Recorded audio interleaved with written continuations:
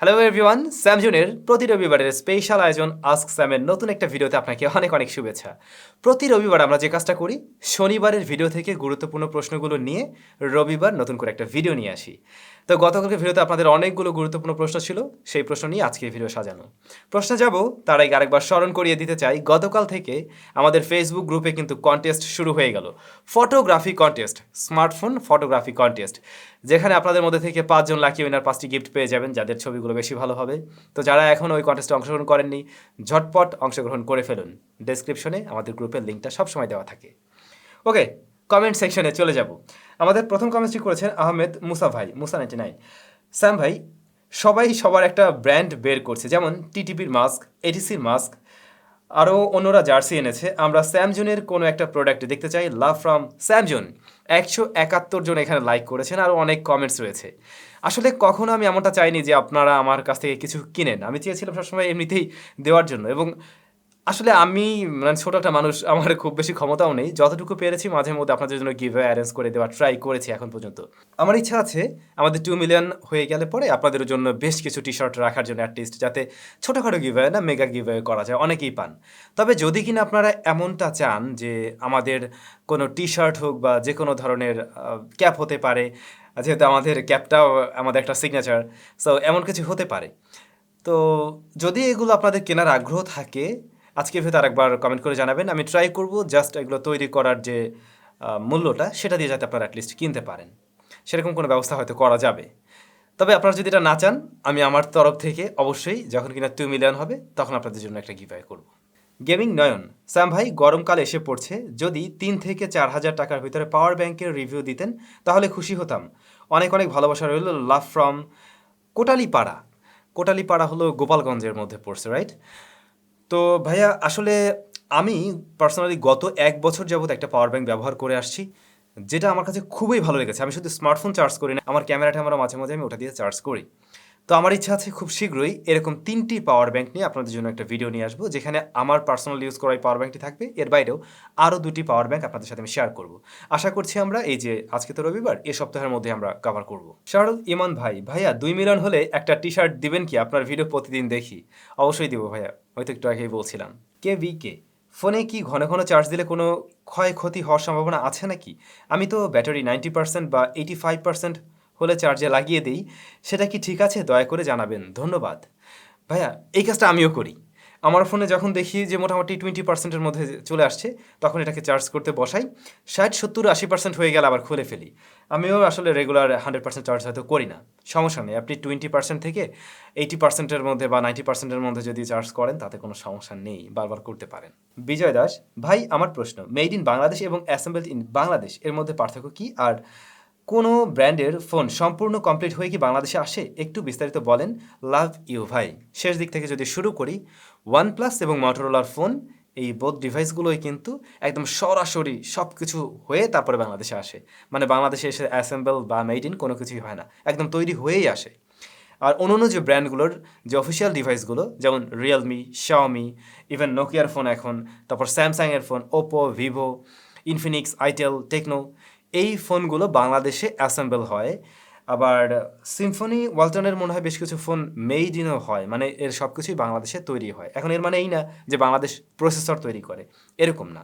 তো made in যে বিষয়টা, সেটা হয় একটা দেশ ধরুন নিজেই সেটাকে তৈরি করছে, মোটামুটি বেশিরভাগ যন্ত্রাংশই হয়তো নিজে তৈরি করছে। যেমন এই প্রসেসরের বিষয়টা, এটা গুটি কয়েক কোম্পানি রয়েছে যাদের কাছ থেকে নিয়ে তারপর তৈরি করতে হয়। সো ওই বিষয়টাকে যদি আমরা দূরে রাখি, বাকি সব কিছু যদি নিজেরাই তৈরি করে, তখন সেটা মেড ইন হতে পারে।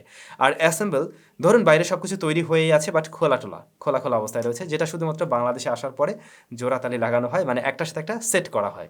ধরুন এই স্মার্টফোনটা এই মুহূর্তে আমি একদম খুলে ফেললাম সব কিছু, এবারে এটা পাঠিয়ে দিলাম ইন্ডিয়াতে বসে অভ্রদা সেটাকে জোড়াতালে লাগিয়ে দিল। তার মানে কি হলো? অভ্রদা এটাকে অ্যাসেম্বল করেছে, বাংলাদেশ থেকে নিয়ে এসে ইন্ডিয়ায় সেটা অ্যাসেম্বল হয়েছে। That's it. অভিজিৎ দাস, দাদা আমি আপনাকে আগেও বলেছি, আপনি আমাকে পাত্তা দেননি। যাই হোক, আবার বলছি যে মুভিতে বা কোনো ওয়েব সিরিজে দেখি যে জলের সামনে বা আয়নার সামনে দাঁড়িয়ে ভিডিও করতে, কিন্তু তাদের ক্যামেরা আয়না বা জলের মধ্যে দেখা যায় না। এ ধরনের অ্যান্ড্রয়েড ভিডিওগ্রাফি নিয়ে আসলে ভালো হতো। আর এটা নিয়ে ইউটিউবে কোনো রকমের ভিডিও নেই, কিন্তু আপনি এ ধরনের ভিডিও টিউটোরিয়াল আনলে খুব ভালো হতো। লাভ ইউ দাদা ফ্রম ওয়েস্ট বেঙ্গল, মানে কলকাতা থেকে বলছেন। ওয়েল, আমরা বিভিন্ন মুভিতে হয়তো এমনটা খেয়াল করেছি যে আয়নার দৃশ্য দেখা যায় বা জলের সামনে দাঁড়িয়ে ভিডিও শুট করা হয়, ক্যামেরাম্যানকেও দেখা যায় না, ক্যামেরাটাও দেখা যায় না। আপনি যদি একটু অ্যাঙ্গেল করে ধরে রাখেন ক্যামেরা, তাহলেই কিন্তু এই ধরনের ফুটেজ পাওয়া সম্ভব। আরও একটি পদ্ধতি রয়েছে, আপনি গ্রিন স্ক্রিন করেও এটা করতে পারেন। ইভেন ট্র্যাকিং করেও করা যায়, তবে আসলে এত ঝামেলায় যেতে হয় না। সহজ ওই ২টাই রয়েছে। ধরুন একটু অ্যাঙ্গেল করে ধরে দেখবেন। এ ধরনের শ্যুট তো আমরাও অনেকবার করেছি। একটু অ্যাঙ্গেল করে ধরে রাখলে কিন্তু ক্যামেরাম্যান আয়নার ভিতরে দেখা যাবে না বা ক্যামেরাও দেখা যাবে না। মনে হবে যেন আপনি ডিরেক্টলি দেখছেন। বিশেষ করে অনেক সময় খেয়াল করবেন বিয়েবাড়িতে কনের অনেক সময় শ্যুট নেওয়া হয়। সে আয়নার মধ্যে তাকিয়ে আছে, আয়নাটার একটা শ্যুট নেওয়া হয় বা আয়নার একটা ছবি তোলা হয়। শুধুমাত্র তার ফেসটাই দেখা যায়, ক্যামেরা দেখা যায় না। সো ওইটা কিন্তু জাস্ট একটু অ্যাঙ্গেল করে ধরে তারপরে তোলা হয়েছে। কাস্টম গেমিং স্মার্ট ওয়াচের রিভিউ পাচ্ছি না অনেকদিন ধরে, দিলে ভালো হতো। Love from Madaripur. আমাদের কাছে খুব ভালো একটা স্মার্ট ওয়াচ এই মুহূর্তে রয়েছে, আর তা হলো কলমি P8 না কি যেন একটা মডেলের, মডেল নাম্বারটা ঠিক খেয়াল নাই। তো ওইটা আমরা ব্যবহার করছি বেশ কিছুদিন যাবত, প্রায় অলমোস্ট ১ সপ্তাহ হয়েও গেছে। চার্জিং ব্যাকআপ ভালো পাচ্ছি এবং এটা বেশ ভালো। কথা টথা বলার জন্য সব কিছু মিলে আমরা খুব শীঘ্রই এটার একটা ফুল রিভিউ নিয়ে আসবো। সিজার আহমেদ ভাই, ভিডিওর মধ্যে হঠাৎ করে আওয়াজ আসছিল না, এটা কেন হলো? এডিটিংয়ে প্রবলেম হয়েছে নাকি? গতকালকে আমাদের টেক নিউজে হ্যাঁ একটা সমস্যা হয়েছিল, যে কারণে ২ মিনিট কত সেকেন্ড থেকে যেন আমাদের ভিডিওতে সাউন্ড ছিল না। এটা আসলে মানে বুঝলাম না কেন হলো। আমরা চেক করেও দেখছিলাম সব কিছু ঠিকঠাক ছিল। যাই হোক, পরবর্তীতে আমি ওই অংশটুকু ক্রপ করে দিয়েছি। এখন হয়তো এটা আর নেই। মাই ফটোগ্রাফি ভাই, রেগুলার কাজকর্মের ক্ষেত্রে কোনটা বেস্ট হবে, ল্যাপটপ, কম্পিউটার? আগে আপনি এটা নির্ধারণ করুন আপনার কি পোর্টেবল কিছু দরকার, নাকি একটা কম্পিউটার ফিক্সড করে রাখলেও কোনো সমস্যা নেই। যদি এমনটা হয় আপনার পোর্টেবল কিছু দরকার নেই, ঘরে একটা জায়গায় ফিক্সড করে রাখলেই চলবে, দেন আপনি কম্পিউটারে নিয়ে নেন। আর যদি মনে হয় না আমার একটু পোর্টেবল কিছু হলেও ভালোই হয়, সেই ক্ষেত্রে আপনি ল্যাপটপ নিন। একটু ভালো মানের ল্যাপটপ নিলেও আশা করছি আপনার কাজ বাজ চলে যাবে, কারণ আপনি রেগুলার কাজকর্ম করতে চাচ্ছেন ওই ল্যাপটপ দিয়ে। দিহান ভাই লিখেছেন, স্যাম ভাই আজকাল টেক নিউজ অনেক কম দিচ্ছেন, কারণ কি জানতে পারি? আর টেক নিউজের ভিডিও ৮ থেকে ৯ মিনিট হলে ভালো হয়, আজকাল ৫ থেকে ৬ মিনিটের ভিতর টেক নিউজ শেষ হয়ে যাচ্ছে, যা একদম কম লাগছে। একদম সত্যি কথা, খাঁটি কথা। এবং গত সপ্তাহে আর কি আমি অনেক টেক নিউজ দিতে পারিনি আসলে। আমি একটু অসুস্থ ছিলাম, ওই যে বলছিলাম যে নাকা নাকা একটা অবস্থা, সাউন্ডের অবস্থা, মানে আমার গলার অবস্থা খারাপ ছিল, পাশাপাশি জ্বরটারও ছিল, যে কারণে কন্টিনিউ ছিল না। আমি আগের শ্যুট করা বেশ কিছু ভিডিও দিয়ে মোটামুটি চালাচ্ছিলাম আর কি এক প্রকার। তো এখন থেকে অর্থাৎ এই সপ্তাহ থেকে আপনারা কন্টিনিউসলি টেক নিউজ পাবেন আশা করছি।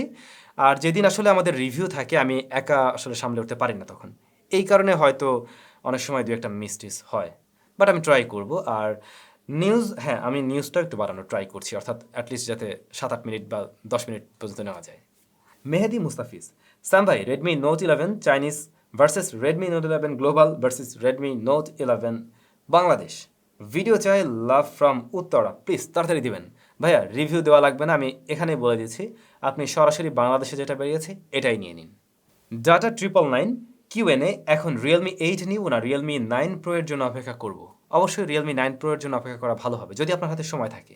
সুব্রত গেমিং ভাই, আপনাকে যে মোবাইলগুলো রিভিউ করার জন্য পাঠানো হয়, এই মোবাইলগুলো কি আবার যারা পাঠিয়েছে তাদের ফেরত দিতে হয়? জানাবেন প্লিজ। আচ্ছা, আমরা রিভিউ করি কোন ধরনের ফোন, অফিসিয়াল এবং আনঅফিসিয়াল। অফিসিয়াল ডিভাইস আমাদের কাছে পাঠালে আমরা রিভিউ করে কিছু ফোন আমরা অনেক সময় গিফট হিসাবে রাখতে পারি, যেগুলো আপনাদের জন্য গিভঅ্যাওয়ে করা হয়। আবার বেশিরভাগ ফোনেই আমরা ফেরতও পাঠিয়ে দিই, কারণ ওটা আসলে আমাদের খুব একটা প্রয়োজন হয় না। কিন্তু অনেক আগে ম্যাক্সিমাম ফোনে আমাদেরকে দেওয়া হতো, এখন আর কিন্তু আমরা এই ফোনগুলো রাখছি না, কারণ আসলে এগুলো রেখে আমাদের একটা উল্টা ঝামেলা। আর আনঅফিসিয়াল ডিভাইস সেগুলো বেশিরভাগই আমরা ফেরত পাঠিয়ে থাকি। রেজান হাসান, স্যাম ভাই আপনার ভিডিওর থাম্বনেল দেখে বোঝা যায় না কোনটা টেক নিউজ আর কোনটা রিভিউ ভিডিও। কিছুদিন আগে একটা ভিডিও দেখে ভাবছিলাম কম্প্যারিজনের ভিডিও, কিন্তু ভিডিওটি ওপেন করে দেখি টেক নিউজ। সো এইটা একটু মাথায় রাখবেন ভাইয়া, হয়তো আপনি ছোট্ট একটা মিস্টেক করছেন। আর তা হলো আমাদের প্রত্যেকটা টেক নিউজের নিচে লেফট কর্নারে আপনি দেখবেন টেক নিউজ লেখা থাকে, তো ওইটা দেখে আপনি বুঝতে পারবেন। তবে আপনারা যদি চান আমি টেক নিউজের জন্য থাম্বনেইলে আরেকটু পরিবর্তন আনবো, আপনারা চাইলে এই লেখাটা আমি আর একটু বড় করে দিতে পারি বা একদম ভিন্ন রকম কিছু করা যায়, আপনারা আইডিয়া শেয়ার করতে পারেন চাইলে। সাইদুর রহমান ভাইয়া, ফ্ল্যাগশিপ ফোনের মধ্যে আইফোন নাকি স্যামসাং কোনটা ভালো হবে? লাভ ফ্রম টার্কি, তুর্কি থেকে বলছেন। ভাইয়া যখন ফ্ল্যাগশিপ একটা স্মার্টফোন কিনবেন আপনি স্যামসাং কিনবেন নাকি আইফোন কিনবেন, এটাই তো আপনার প্রশ্ন ছিল। এখন এইটা না আসলে আপনার উপরে ডিপেন্ড করে। দেখুন এখানে দুই ধরনের অপারেটিং সিস্টেম রয়েছে, একে তো আমরা দেখছি অ্যান্ড্রয়েড, অন্যটা দেখছি আইওএস। এবার আইওএস অনেকেরই ভালো লাগে না, যদি আপনার আইওএস নিয়ে কোনো সমস্যা না থাকে দেন আপনি আইওএসও চয়েস করতে পারেন। তবে আমি বলবো যদি আপনার এমনটা মনে হয় আমি সব কিছু একটু সহজেই করতে চাই, সেই ক্ষেত্রে আপনি অবশ্যই অ্যান্ড্রয়েডে থাকুন, মানে স্যামসাংয়ে থাকুন। আর যদি এমনটা মনে হয় আমার একটু হাই সিকিউরিটি দরকার, আমার একটু ভাবসাব দরকার, আমার একটু স্টেবল পারফরম্যান্স দরকার, দেন আপনি iOS চয়েস করতে পারেন। এমডি তাসিনুর রহমান, বর্তমান ফোনগুলো এত ভালো কনফিগারেশন দিয়ে আসলেও কেন কনজিউমার্স ফোন ইউজ করে আগের মতো মজা পাচ্ছে না? প্লিজ উত্তর দিবেন। একদম সত্যি কথা। এখনকার ফোনগুলো কম দামে অনেক কিছু অফার করলেও আমরা হয়তো কিছুদিন পরে গিয়ে আর সেই মজাটা পাচ্ছি না, বা কনজিউমার্সরা ততটাও খুশি হতে পারছে না। এর কয়েকটা কারণ রয়েছে। যেমন ধরুন, আজকে রিয়েলমি একটা ফোন বের করলো বা শাওমি একটা ফোন বের করলো। আপনি এটা 15,000 টাকা দিয়ে কিনলেন। 1 মাসের মাথায় গিয়ে দেখবেন তার চাইতে আরেকটু বেটার কিছু দিয়ে নতুন একটা ফোন নিয়ে আসছে। আল্টিমেটলি আমাদের ভিতরে একটা প্রভাব বিস্তার করে যে, আয় হায়! আমার ফোনের চাইতেও তো দেখলাম এইটা আরেকটু ভালো কিছু দিচ্ছে। যে কারণে ওই ব্যক্তির তার নিজের ফোনের প্রতি কিন্তু ততটাও আর আকর্ষণ তখন থাকে না, তখন ওই নতুন ফোনটার দিকে আকর্ষণ চলে যায়। এরপরে আরও বিষয় রয়েছে, নতুন ফোনগুলো দেখবেন ভালো পারফরমেন্স দিয়ে থাকে। কিছুদিন যাওয়ার পরে তার পারফরমেন্স ততটাও ভালোভাবে ধরে রাখতে পারে না। ডে বাই ডে পারফরমেন্স হারিয়ে ফেলে। আগেকার ফোনগুলো কিন্তু ম্যাক্সিমাম স্ন্যাপড্রাগনের প্রসেসর দিয়ে আসতো। স্ন্যাপড্রাগনের প্রসেসর পারফরমেন্স যেমনই হোক না কেন, একটা স্টেবল পারফরমেন্স ধরে রাখতে পারে, এটা একদম সত্যি কথা। মিডিয়াটেকের প্রসেসরগুলো এখন আগের তুলনায় অনেক ভালো কাজ করছে, বাট এটা ট্রু। লং রানে এখনও মিডিয়াটেক কিন্তু একদম সেই স্ন্যাপড্রাগনের মতো হয়তো হয়ে উঠতে পারেনি। আবার ব্র্যান্ডগুলো আগে যেমন স্টেবল পারফরমেন্স দেবে বা দেওয়ার জন্য একটা ট্রাই করতো, এখনকার সময় দাঁড়িয়ে কিন্তু তারা শুধু ফোন তৈরি করার পেছনে সময় ব্যয় করছে। দেখুন, শাওমির যে ইউআইটা, এইটা নিয়ে সমস্যা গত আমরা 1.5-2 বছর ধরে বারবার বলে আসছি, সবাই ফেস করছেন। কিন্তু শাওমি একটার পর একটা ফোন লঞ্চ করে যাচ্ছে, বাট তাদের যে জায়গাটাতে আসলে কাজ করা উচিত সেটাতে মোটেই কিন্তু কাজ করছে না। আলটিমেটলি আমি ব্যবহার করে কিন্তু মজাও পাচ্ছি না। তো এরকম বেশ কিছু বিষয় রয়েছে। এস গাজী, মোবাইল রোদে রেখে দিলে কি কোনো ক্ষতি হয়? অবশ্যই ক্ষতি হয়। মোবাইল রোদে রেখে দেওয়া মানে আপনি কয়েকটা প্রবলেম তৈরি করছেন মোবাইলটার মধ্যে। যেমন ধরুন, ডিসপ্লেটার ক্ষতি হবে। দ্বিতীয়ত, ওই ফোনের ব্যাটারি। ব্যাটারির জন্য বড় শত্রু হলো হিট। আর রোদের মধ্য দিয়ে সেটাই তৈরি হচ্ছে। সো অবশ্যই ফোনের জন্য সেটা সমস্যা। হাইপার এক্স ওয়াইটি, ভাই ফোনের রিভিউয়ের সময় জাইরো সেন্সর নিয়ে কথা বললে ভালো হতো। ভাই একটু কম দামের স্মার্টফোন নিয়ে যখন আমরা রিভিউ করি তখন কিন্তু এই ব্যাপারটা বলার ট্রাই করি, বাট দামি ফোনগুলোতে এটা থাকে, যে কারণে দামি ফোনের ক্ষেত্রে এটা আর উল্লেখ করা হয় না। সাকিবুল হাসান, হেই স্যাম ব্রো, মিট আপটা খুব তাড়াতাড়ি করেন। মিয়া সাহেব, আপনার সাথে দেখা করার অনেক ইচ্ছে আছে। আচ্ছা, আমাদের প্ল্যান আছে মিট আপ করার, দেখা যাক কি হয়। আশা করব 2 মিলিয়ন এরকম কিছু করার জন্য। তো ভাই ব্রাদার, আজকের কমেন্টসের পর্ব এটুকুই থাকুক। আগামী পর্বে অবশ্যই দেখা হবে। আশা করছি অনেকের গুরুত্বপূর্ণ প্রশ্নের উত্তর দিতে পারছি। আর যাদেরটা এখনও দেওয়া হয়নি, কমেন্ট সেকশনে গিয়ে দেওয়ার ট্রাই করব। আর যদি না দিতে পারি, আগামী সপ্তাহে অবশ্যই দেখা হচ্ছে। ভালো থাকবেন, সুস্থ থাকবেন। টাটা।